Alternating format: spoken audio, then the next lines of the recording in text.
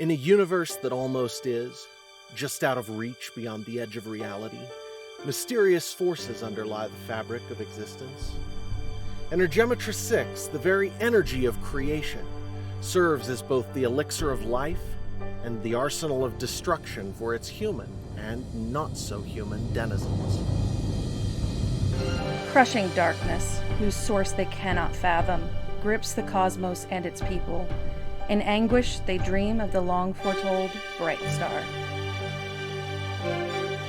Join us as we embark on an epic journey, exploring the universe of Energematrice 6.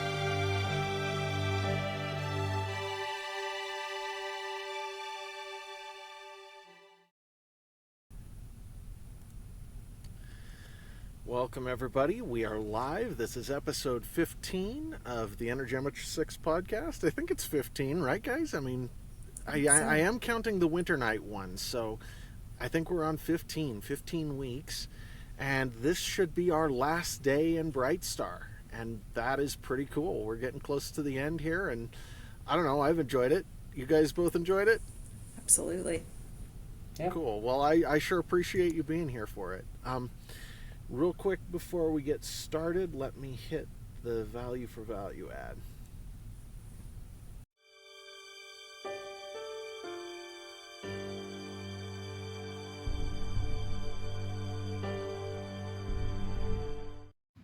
The Energematrice 6 podcast operates on a value for value model. That means that we hope if we provide some value to you in your life, that you'll return that to us in whatever way you can manage.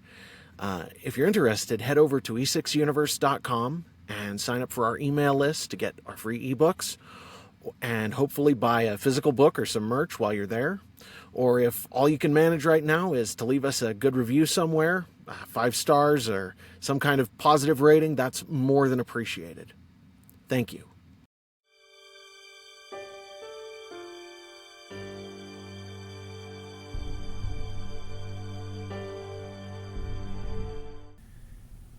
And with that, I don't see any reason that we should delay here. Oh, actually, yeah, before we get started, for those of you who are watching, next week, I think it is, Mel, we get to do a Q&A sort of stream. I don't know anything about what you're planning to ask or anything. I'm gonna keep that a surprise. I'm gonna let you work it out. I haven't gotten any questions yet from anybody, so if anybody's interested, we will have both chats available at the time. And you can certainly also send questions to Jared at e6universe.com, and I will pass them on to Mel. And just so everybody remembers, we go live every Wednesday at 6 p.m. Eastern. So hopefully we'll get a couple of people showing up to say hi tomorrow or next week. That'd be fun. Yeah. All right. With that, let's dive right in here. This is the conclusion to Brightstar, and the title of the conclusion is Family. Interval. Pain and darkness clung to him, dragging his consciousness into a spiral. Instinctively, he recalled the darkness surrounding the crystal that had birthed him into this reality, and shuddered. But this was not that. And eventually his mind began to unwind from its insensate knot. He didn't have any awareness of opening his eyes, but he could see. Could he see? By what sense did he perceive the light coming from all around him? Who was he? He had no memory, but for that one fading glimpse of darkness and his faceted prison, the past was like a wisp of smoke. When he reached for it, it fled. Was he dead? This must be what it was like to die. Beneath his feet was a veritable ocean of crystal. It made the prison that had once carried him seem tiny by comparison. It was an entire world, a universe of crystal, faceted internally. So intricate he could have lost himself for a lifetime in its complexity. He was so bedazzled by the light that came from all around that he couldn't see anything beyond the crystal below. How long will you run? The voice was quiet. It took him a long moment to realize it spoke only in the privacy of his own mind. Run? His confusion was genuine. From me? From your memories? From who and what you are? Outrage bubbled up, obliterating confusion. I've been trying to remember ever since... Have you? Unbidden, his mind returned to Ocarist, and he filled again with terror and shame as Kevin had asked him his name. He could have remembered. Why hadn't he? Then he was in his cabin, full of clarity, turning away from the past that reached forward to haunt him. Then he was on Malak. An otherworldly window of light shone down upon him. A voice, this voice, spoke in a language he couldn't comprehend, and he fled from it in terror. Again and again clarity came to him, and he rejected it. He would have wept if he could, but in this place he had no eyes. He felt much like he imagined a slug might if poked with a stick. Again he teetered on the brink of memory, but he was suddenly terrified by what he might find there. A distant sigh seemed to waft across him, and suddenly he felt embraced as if by light itself. The touch was gentle, but it enfolded him into sanity he so desperately needed. Mentally groping for safety once more, he said, I haven't run from responsibility. I've shouldered it. This time the voice sounded weary, but the feeling of being held never slackened. Must you make even your selflessness about you? On top of the obvious gentleness of the embrace, he was enfolded within. That question finally penetrated his defenses. Unbidden, he remembered leaving Malak to return to Lorridan. He had saved John and Rachel in some fashion. He knew he had. But it had not been out of selflessness. He had agreed to stay at the Acralucum, but it had been out of obligation rather than concern for Ty. Even in facing the changed, while it had been his task, it had always been about himself rather than the lives he knew he was to save. The memory broke him. He was unable to weep, but a river of tears would not have been enough for the emptiness he felt. When your eyes are on yourself, you will always see the abyss. To have purpose, even your own story must elevate others. Can you help me? He felt unspeakably pitiful asking that question, but the sense of warmth and certainty still surrounding him was undeniable. The real question is, will you accept help when it is offered? It was then that the sigil of mysteries came unbidden to his mind. Had he used it at all in his fight with the changed? With dismay, he realized that he hadn't. He must have forgotten. Or was it because he had something to prove? Tentatively, feeling again like an insect in the presence of a giant, he said, I'll try. Warmth suffused him then, and he felt himself drifting away to oblivion once more. You must face your past before you can find your future.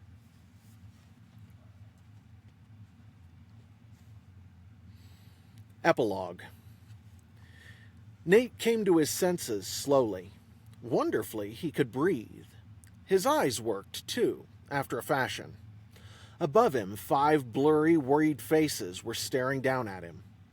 He groaned and brought his hands to his head. They were numb, and strangely his arms still felt as if they were encumbered by his suit. When Nate glanced down, he discovered that, contrary to what he'd thought, most of the suit was still there. Only the parts that weren't skin-tight, like the helmet, gloves, and boots, had completely disintegrated. Blinking to wet, dry eyes, his vision still blurry but decently usable, Nate grinned weakly up at the faces around him.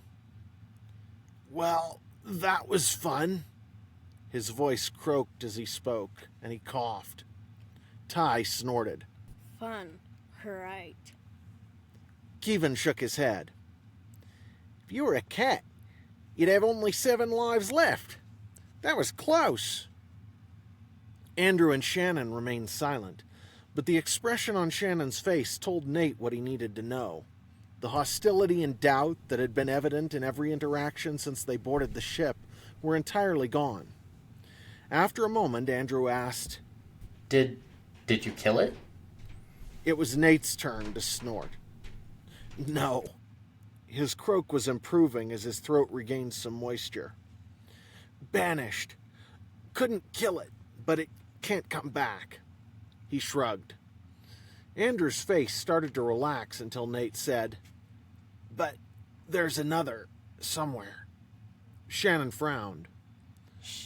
Shauna doesn't see any more changed on the sensors. She thinks that's the only one that was in there. Unless there are others hiding in the core of the ship still. But we've never seen a changed hide before.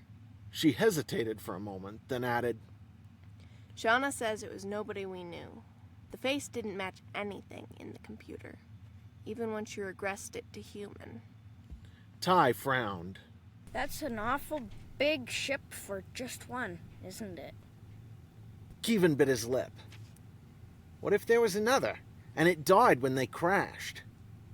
Andrew nodded thoughtfully. That would leave one shade unaccounted for, all right. He shrugged. We don't really know how many of them there are, or how many they put on Resolute in the first place. We know they have computers implanted in their heads. Even one could probably run the ship with just that. We've never seen more than 2 at a time, and it's not like it's ever taken more of them than that. Nate winced. I dunno. Don't think I could take another anyway. Ty laughed aloud. You used 10 times as much E6 in it as anybody else I've ever seen.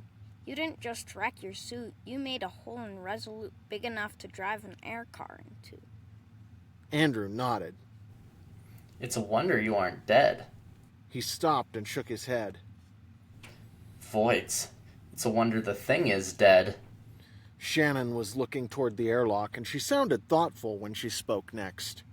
So, what now? We have 4 or 5 hours of air before we have to head back to Eteria. Do we dare go looking for salvage? Andrew frowned in thought for a moment, then said, We have to at least try. But you said there's another shade. What do we do? You're in no shape to go after it. I think it left. Nate shook his head slowly. It was moving away. He coughed. Shauna made a soft noise in her throat. Brightstar, you need to sleep. You were exposed to hard vacuum. Nate smiled wanly. I can try. He sighed and shook his head wearily. I never even used the sigil. That could have been so much easier. When Nate awoke, he found himself strapped to a crash couch in near darkness. The room around him was just barely illuminated by a light over the door. Nate unbuckled the single strap securing him in place, then stretched and groaned as he floated, discovering that he was still encased in the remains of his environment suit. He was also still tired and didn't feel particularly good, but he was awake enough to function. He reached out to touch the wall near him and managed to get himself moving toward the door. Nate recognized the corridor outside and turned toward the bridge. Once there, he found Shauna sitting in her seat with Ty floating beside her. How long was I asleep? Nate asked. 15 hours. Ty said. Nate frowned in surprise. I thought we only had 12 hours of air left. Ty grinned. Resolute had plenty. We just had to find a way to get it out of their tanks. Turns out Shannon's a pretty good engineer in a pinch, even if she is a grouch. His grin widened. Guess what? We found more suits too. Replaces the one you broke, plus 5 more. Nate snorted. I see how it is. How's everybody else? As he was speaking, Shauna touched a button on one of her panels, and suddenly Andrew's voice was coming through a speaker system across the bridge. Brightstar? How are you feeling? Lousy, but I'm awake. How are you making out? Nate asked, rubbing an eye. Not too badly. We're just wrapping up over here. You were right. Andrew's cheerfulness was obvious, even through the voice-only comlink. Right? Nate asked. About what? The salvage. Resolute's never going to fly again, and there was more over here than we knew what to do with when we started looking through the core.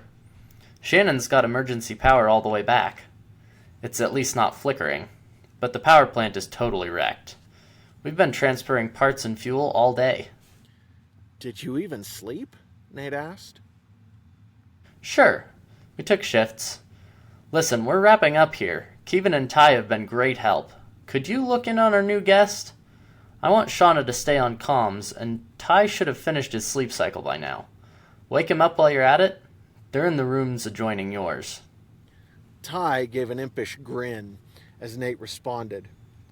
Sure, I'll have Ty show me where she is. Ah, so he's awake. Roger.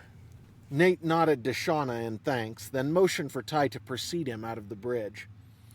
As Ty led him to the girl's room, he said, We managed to get a bit of water into her, but other than that, she's been asleep. They're all still worried about her. Ty paused thoughtfully, then added, They sure seem to see life as precious compared to the Telestry. He shook his head, as if he hadn't thought about the subject before and was just coming to terms with something.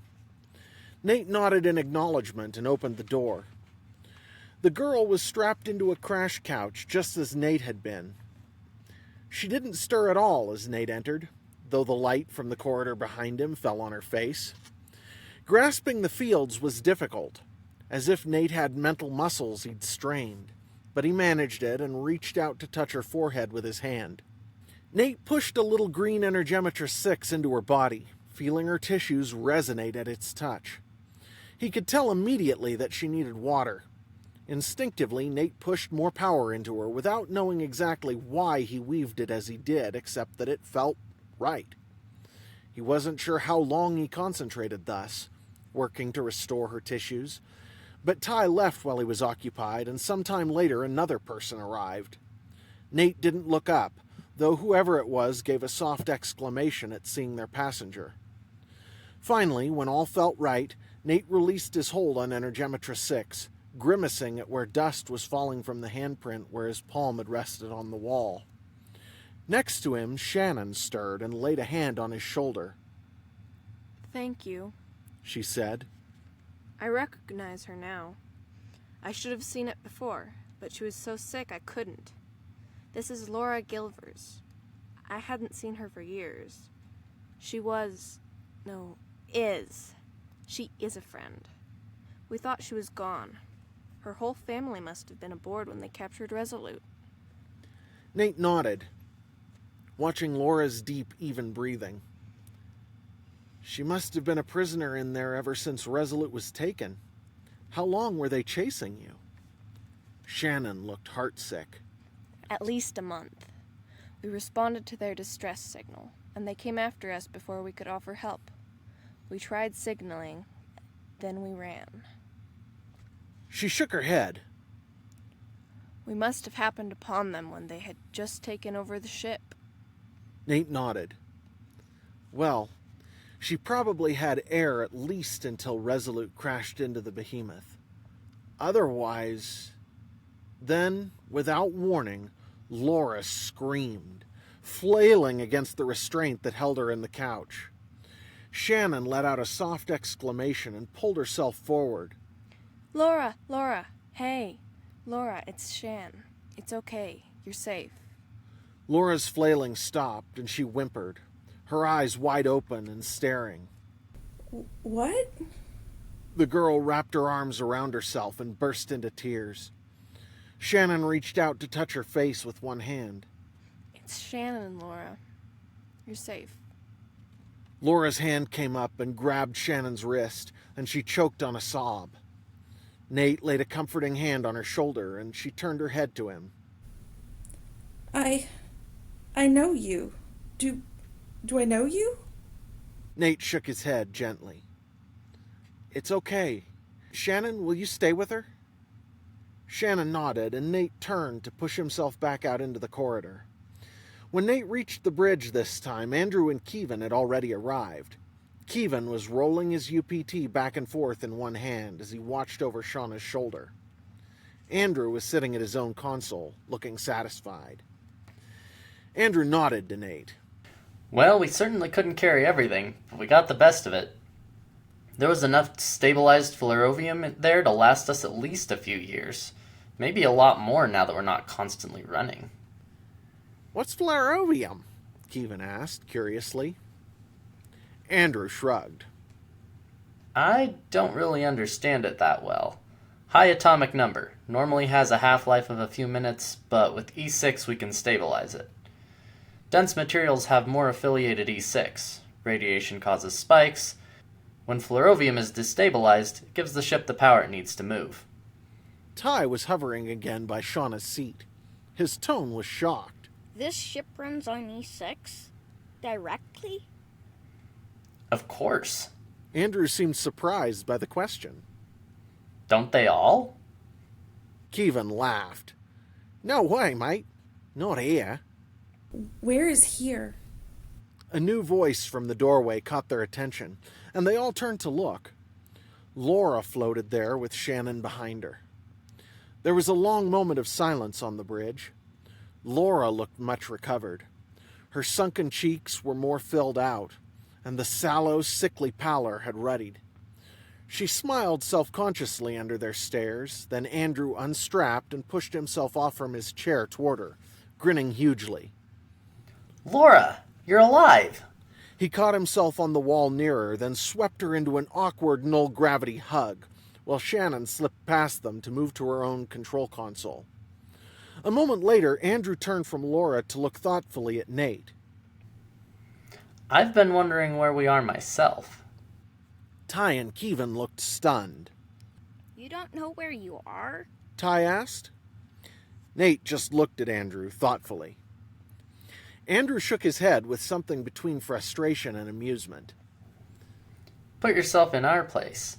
A week ago, we just appeared a few light years from here with barely enough fuel to get us to this star system. Where we came from, we were running away constantly, finding none of them here, and people living on a planet? Well, that was strange enough. So, we know we've been at the planet Eteria. Beyond that? He shrugged. Well, Ty said slowly. from what you said, you couldn't be from the Aurora galaxy. You must have come back from the Diaspora, from one of the colonization expeditions. How many 100 years ago was it launched? Andrew shook his head in confusion, and Shannon broke in. Galaxy? Diaspora? Hundreds of years? We're from the Milky Way. We don't know anything about diasporas or colonization expeditions. We've only had spaceflight for about 150 years back home, and we've been running the whole time. At this revelation, Ty and Kevin just stared. There was a long silence, then Nate said quietly, "Relative time is based on speed. The Milky Way is moving slower than Aurora. A lot slower." Nate smiled crookedly. Different timelines, different galaxies. It was then that Ty finally found his voice. You're from home? The original home? His excitement turned sober very quickly. That means it's really bad there. Even worse than anybody thought.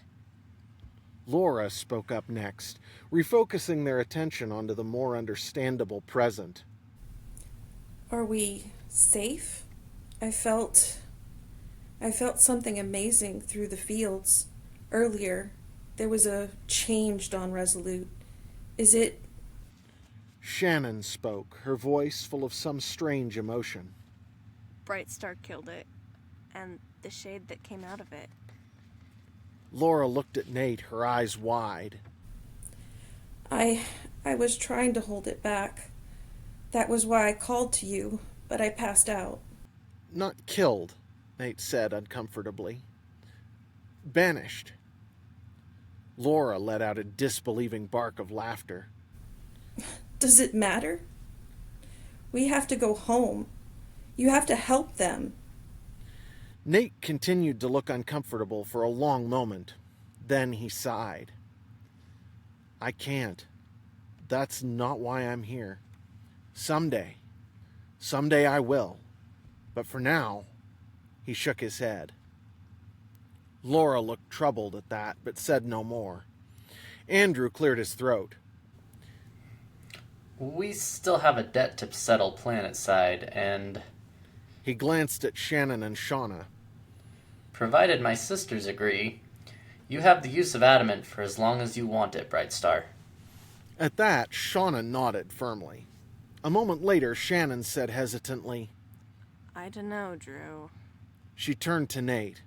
What you did was amazing, but Adamant, she's not just a ship. She's our family's home. All that's left of it. Shannon glanced back at Nate and Ty. We owe you a ride for sure, but after that... She shook her head. Ty snorted. After what you've seen? Really? Shannon eyed him balefully. It's not really Nate I have an objection to. Andrew and Shauna looked over at her, obviously troubled, but they didn't speak. Nate studied Shannon for a long moment, almost fondly. The encounter with the Changed had given him a sentimental feeling for her somehow, even in her standoffishness. He suspected that given time to sink in, it might have the same effect on her own tolerance for Ty. He hoped so.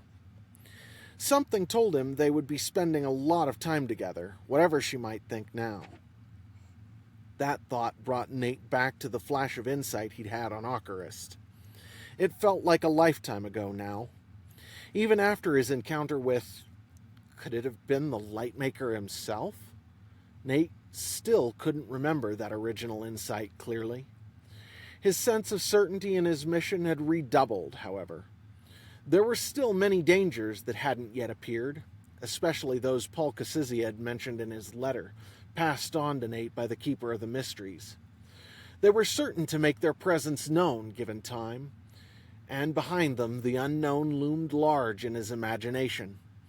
Even leaving those other dangers aside, neither Drake Loridan nor the forces of the Dominion could be ignored. Loridan, now leader of the Telestry, would never simply leave Nate to his own devices. The Dominion, and particularly Stratagrave Rectus, were presumably still hunting him as well. The galaxy was a dangerous place, and he had much to do. Recalling himself to the present, Nate saw that everyone was looking at him, obviously waiting for him to speak. Nate nodded to them and shrugged. Well, if we're done here, let's get going. He pushed off toward his seat. As they strapped in, Laura's gaze kept returning to Resolute's half-buried, holed mass in front of them. The third time, she stopped what she was doing to regard the ship with something between sadness and fear. Kevin said, Is there anything you left behind? Anything you want us to fetch for you? Laura shook her head slowly, her eyes tearing up. That was my home, but She shook her head more decisively. there's nothing left there. When we were boarded, Mom and Dad and the others died fighting the Changed. They're all gone. Shauna turned her head to look at Laura and said quietly, I can't imagine having to abandon Adamant. We're your family now, Laura. That's all any of us has left.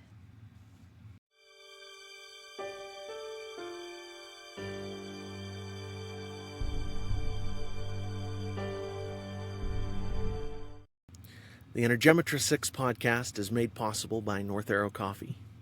North Arrow Coffee is the pro-life coffee company where 15% of every purchase goes to support organizations like Crisis Pregnancy Centers, whose purpose is to support women in the most difficult situation of their lives. If you're interested, head over to northarrowcoffee.co and use promo code E6 to get 10% off with your order.